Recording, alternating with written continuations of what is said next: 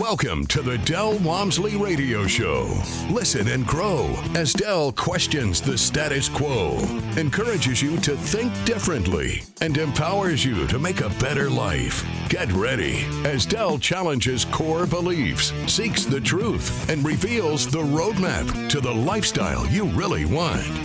And now your host, multi-millionaire, national award-winning investor, CEO and founder of Lifestyles Unlimited, Del Walmsley. Welcome to the Del Walmsley Radio Show, where the hype ends and the help begins. I'm your host, Del Walmsley, and as always, we're working on your financial freedom. Today, my friends, we're going to the mailbag, and I've got quite a few very interesting questions, very analytical type questions, so I'll have fun answering those. But before we start, I wanted to remind you guys that the marketplace has changed radically and drastically. I don't know why I tried to put those two words together, but dramatically is not a word. But the bottom line is it has changed quite a bit. And in that vein, I've had to go back and re-educate many people and refocus our approach on how to go out and negotiate real estate deals, because the deals are going to be 10 times better than what they were a year ago. And you have to know how to do that. You can't just go out and negotiate the same way you used to negotiate, because the old negotiation techniques were such that the buyers just rolled over and did whatever the sellers told them to do because they had to. That was all that was out there. So if you wanted to buy something, you had to pay what the seller wanted you to pay, and you had to negotiate against and to go up against other buyers, and they would bid you up, and eventually you'd pay too much. And that's what's happened over the last couple of years. That's why right now the prices, or what we're coming out of right now in the last 3 years, is the prices got so high that the only way you could finance a deal and make it work is if the bank would only lend you 50 or 60% of the loan instead of 70 or 80 or 90 like we used to get, meaning the bank wanted nothing to do with it. So, yeah, we'll lend you money, but not nearly what you think it's worth. And so they cut back the proceeds 40 or 50%. Second thing that happened was they lowered the interest rate. The Fed kept lowering the interest rate so the business can keep growing in a term and a time and a period when they're already overstimulated. The Fed put in massive amounts of money, gave everybody money they didn't need by putting that money out there. It lowered those interest rates so that people could go out and buy stuff that didn't make sense. The properties were overpriced, and the sellers just kept selling them out there. Nowadays, that's all different. If you try to play that game the same way, you are going to get destroyed. So what I've done is come back. I don't teach on a regular basis anymore. It's just something that I've delegated to other people so that I could go on with my life and get, it's not the money, it's the lifestyle type effect. But at this point, I'm going to come back. So I'm letting you know, if you want to find out about this change, you need to show up at this meeting. It is November 16th is the case study. That's a Thursday night. That's where we bring out members that have done deals. We'll discuss a little bit there. But the real meat of it is going to be on my 2-day weekend. I'm going to actually come back out and do a 2-day. I've only done one 2-day. I did it in Houston to turn this thing around and let people know the market has changed. I'm going to do another one in Dallas so that I, can get up there in the second largest market that we have and get out the message. So I'm going to be up there in person November 18th and November 19th. And you're not going to want to miss this, because I'm going to explain to you the way the marketplace works in a normal market. And we're back now from a ridiculously overpriced seller's market. We're back down now to a normal market, with my prediction being we are sliding very quickly into a deep buyer's market. Now, it's a buyer's market right now, don't get me wrong, but that's a normal market is a buyer's market. In other words, seller wants to sell something, they put it on the market and they wait till somebody comes along to buy it, not have 25 offers hit them the first day they put it out there. That's what was happening. Now it's back down to now they have to find a buyer. So it is a buyer's market. But at some point, it gets to where these guys over the next 3 years are going to have to sell, because they're in loans that will not and cannot be sustained. And as these loans run out, as their interest rates go from 4 to 5 to 6 to 7, I've seen them as high as 10 because the adjustable rate mortgages on these things, these people can't sustain these properties. They're going to lose them. They're going to have to sell them under a forced sale situation, and we want to be there to buy them. Now, the interesting point, I get called every day. People tell me, Del, I don't get this. This property, when I evaluate it correctly, is worth less than what the mortgage is. Now, how do you buy a property for less than what the mortgage is? That's the whole trick of it. That's what we've got to learn. That's what we've got to figure out. I know how to do it. I've done it before. I've done this in 2 different downward cycles. You just have to understand how it works. So if you want to come to that seminar, it's going to be November 18th and 19th in Dallas, Texas. Just go to our website, Lifestyles Unlimited, and look it up. You'll find it there. I will get a link for it later on. Now, let's go ahead and get started with this mailbag. The first email I kind of want to use to answer not only the question that's actually asked in the email, but also to expound on it a little bit. And let's go ahead with it. It says, I'm a huge fan. I'm currently between jobs, but my goal is to become a member and start investing. My question is, do you recommend that I set up an LLC or, since I own my own home, a living trust now before the end of the year, such that I can protect my anonymity before the new CTA law takes effect? I understand you can be exempt if you've done before January 1st. Is there something I should set up now to give me anonymity? Well, let's start with the direct question. I came back to her and asked her, what is the CTA law? I had no idea. And she wrote me back, Corporate Transparency Act. So I had heard about it, and I just sloughed it off. And basically what it is that I believe, and I'll look it up and get more detail for you, but I don't think the detail's that necessary. It's basically they want to know what the heck each corporation owns and who are the owners of that corporation, because there's so much criminal activity that goes on behind corporations. So let's get to our question. Do I need to set something up? My answer is, are you a criminal? Because if you're setting up something to hide who owns it because you're a criminal, then you definitely need to do something to get set up now if it's going to exempt you from a Transparency Act. But if you're not a criminal, you're not going to stop using corporations. And we don't use corporations, by the way. We use LLCs, limited liability companies.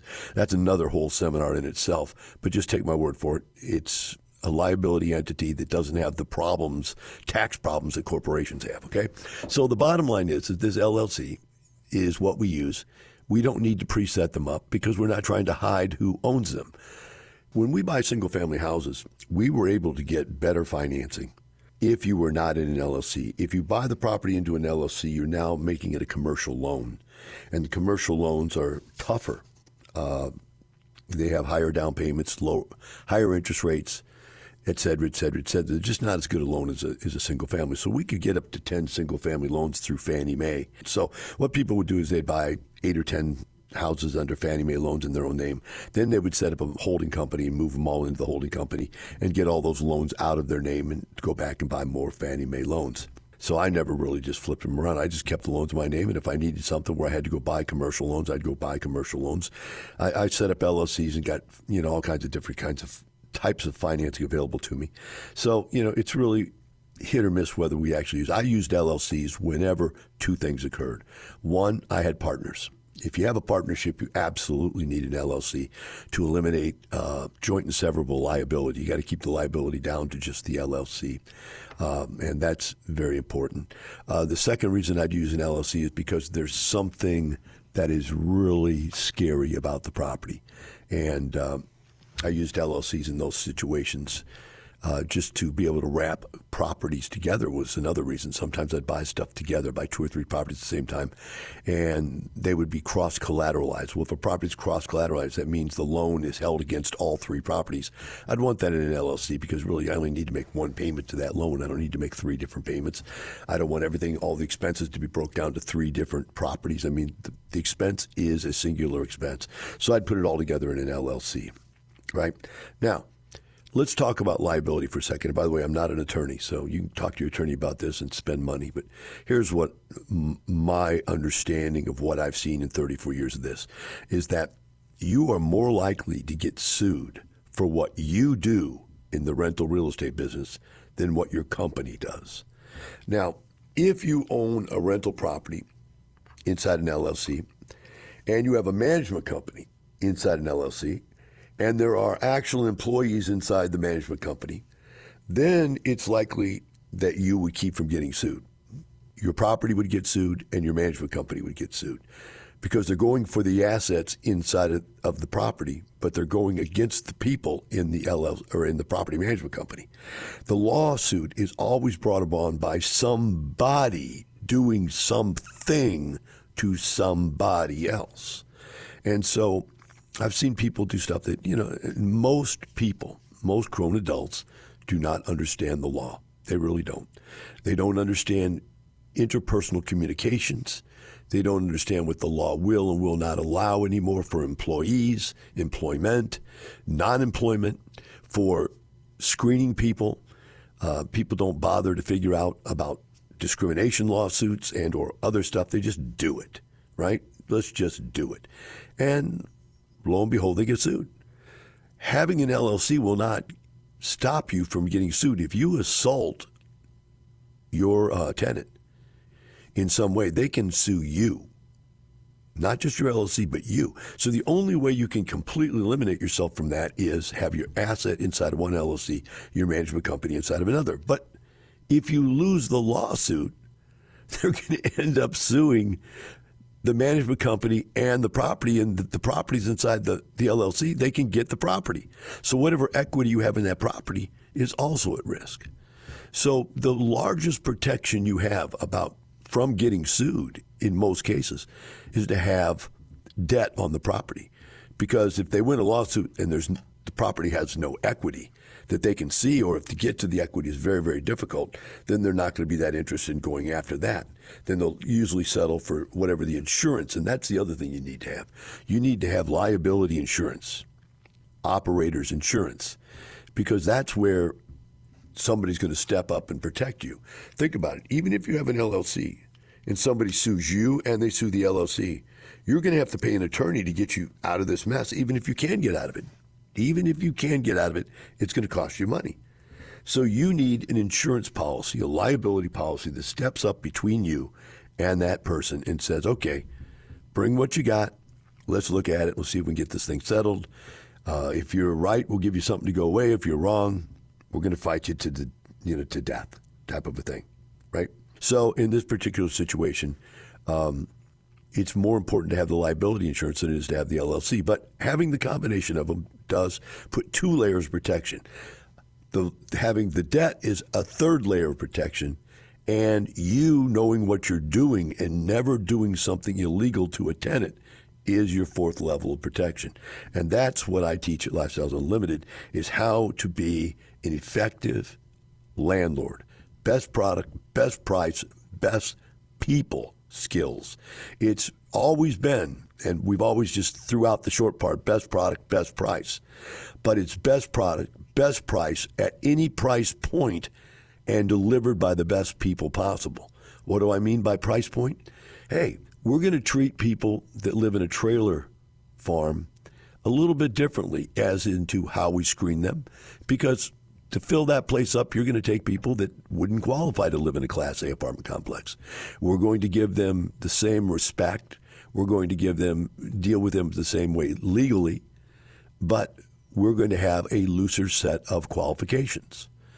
When you get to the high-end side, you have to screen them and have a tougher set of qualifications, because if you don't, then what happens is the people at the bottom of the totem pole of personal dignity and ethics, they have no ethics at all. They would rip you off in a second. They would steal from you. They would destroy your property. These purple Martian type people, and I call them purple because they come in all colors, Martians because they're all nationalities. These purple Martian type people, you've got to screen them and keep them out of your property. Why? Because once they get into a Class A property or a really nice Class B, they will run all your other tenants off, man. There's just no way. You will find it very difficult to bring people in once you have these people in your property. Bottom line, you can destroy a property with bad tenants. So in this particular case, that skill, that management skill, is a whole nother liability protection level that you need to have to get into this business. Or you need to have a great property management company, which in many cases, they don't know it either. We'll be right back with the Del Walmsley Radio Show.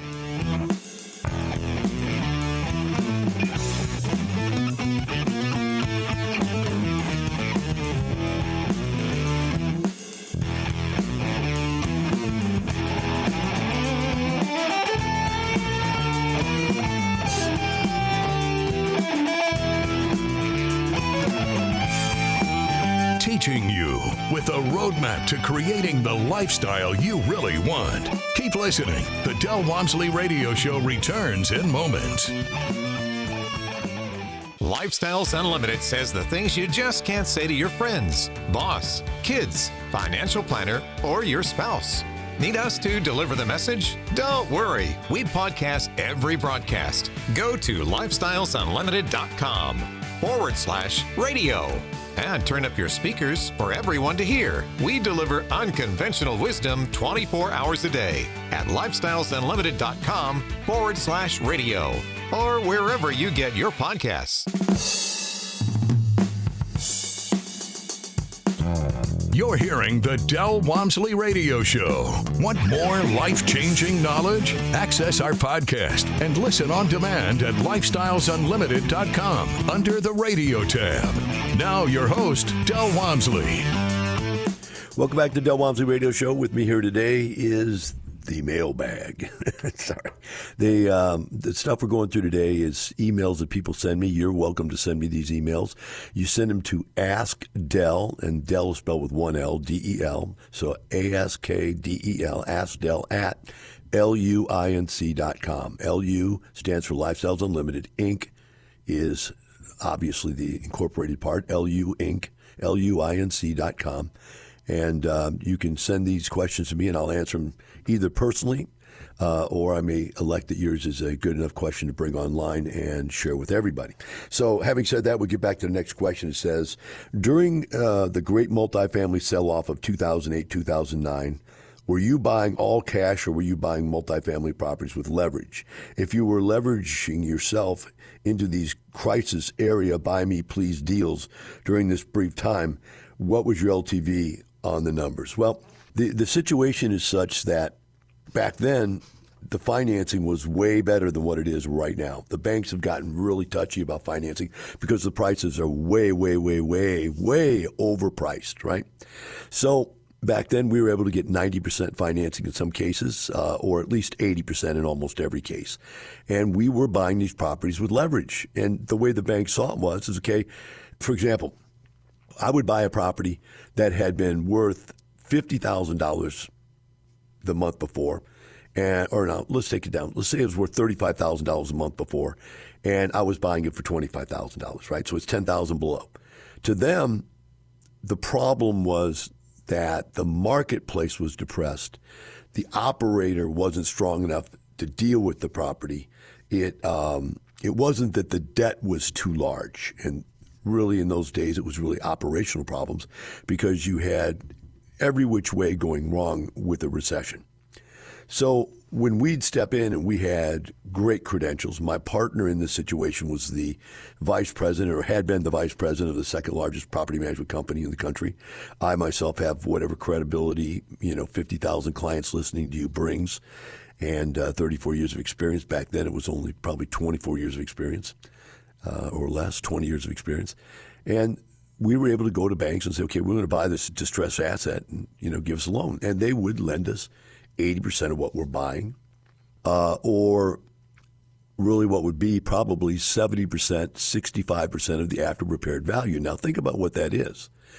It's the same lending we're getting now. We're getting loans for properties that we go and buy them and they're full, and we're telling the bank they're great investments.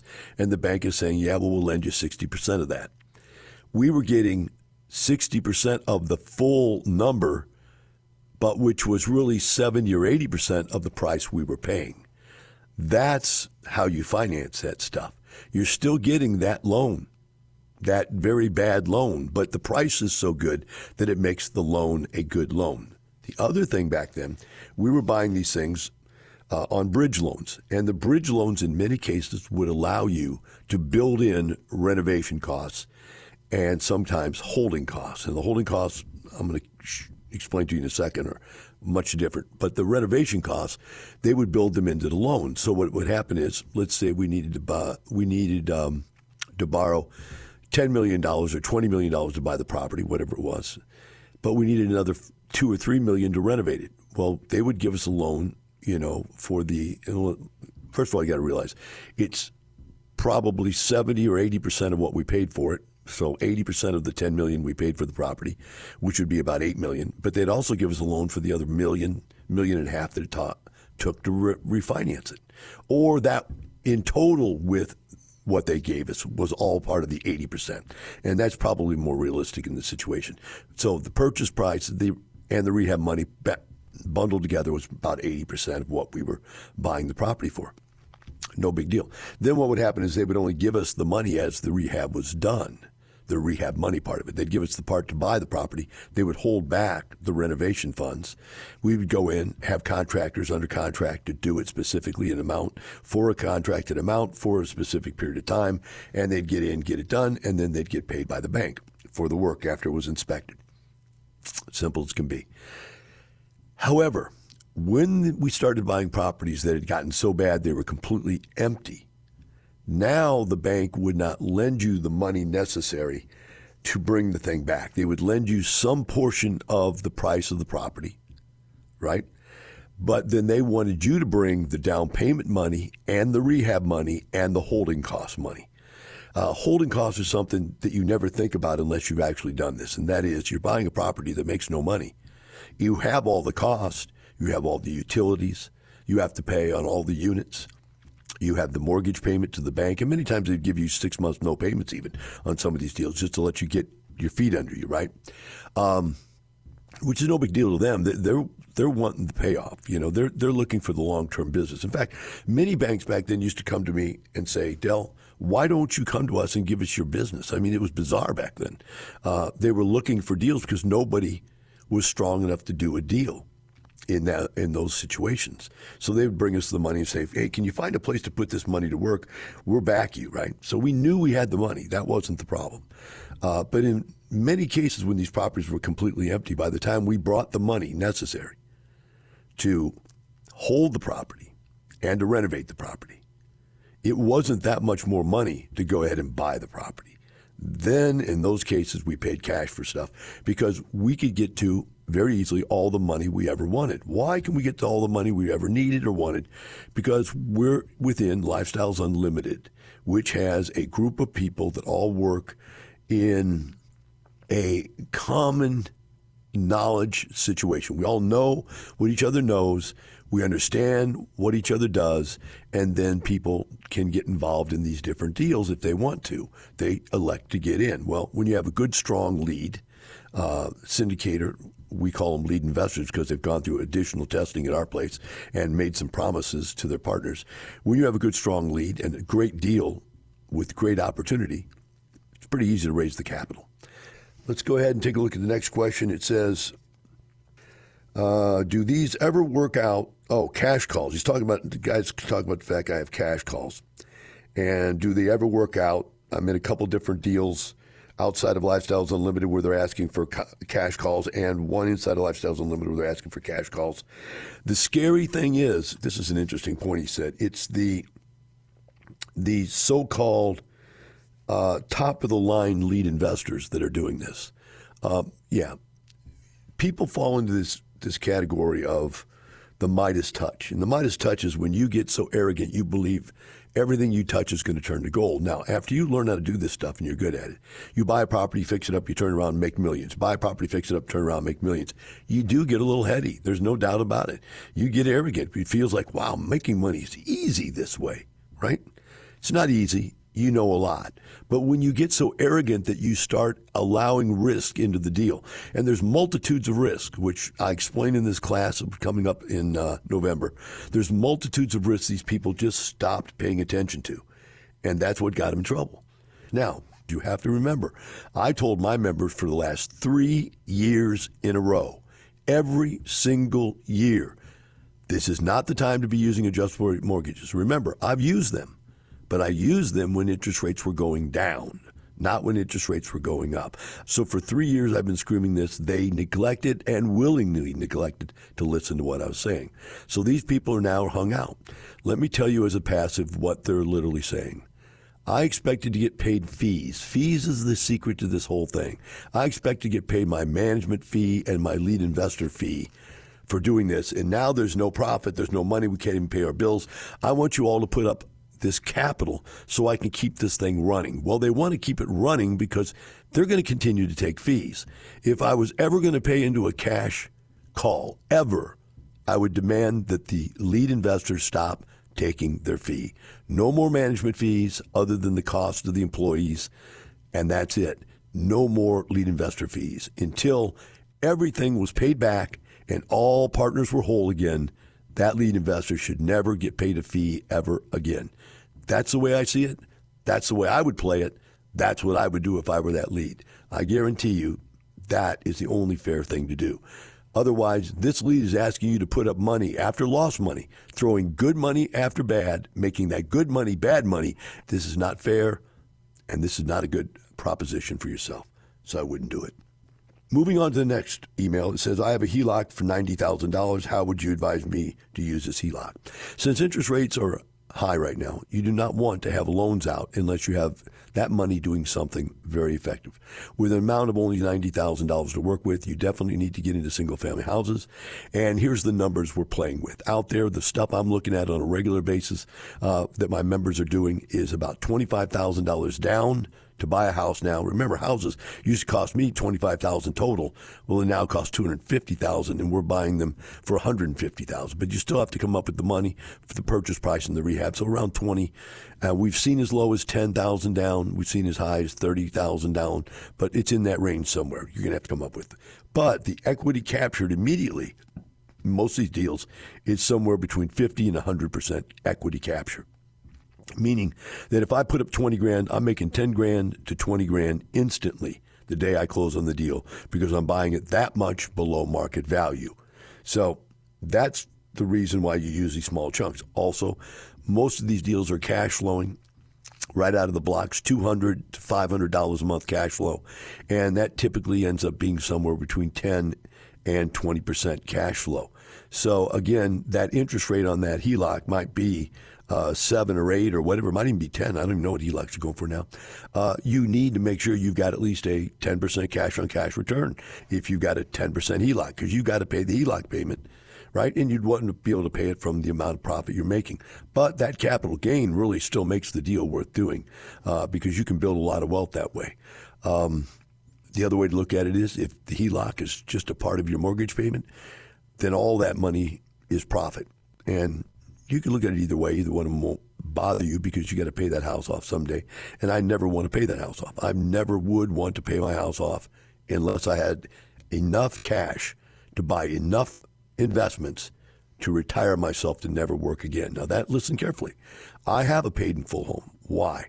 Because I have more cash than I need to go out and buy my next investment or my next actually 10 investments out there.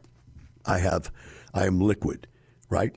So I don't need the money out of my house. But if this great recession were coming right now and I didn't have any money and I had a paid in full house, I'd refinance my house, take the money out, and go make millions during this new recession.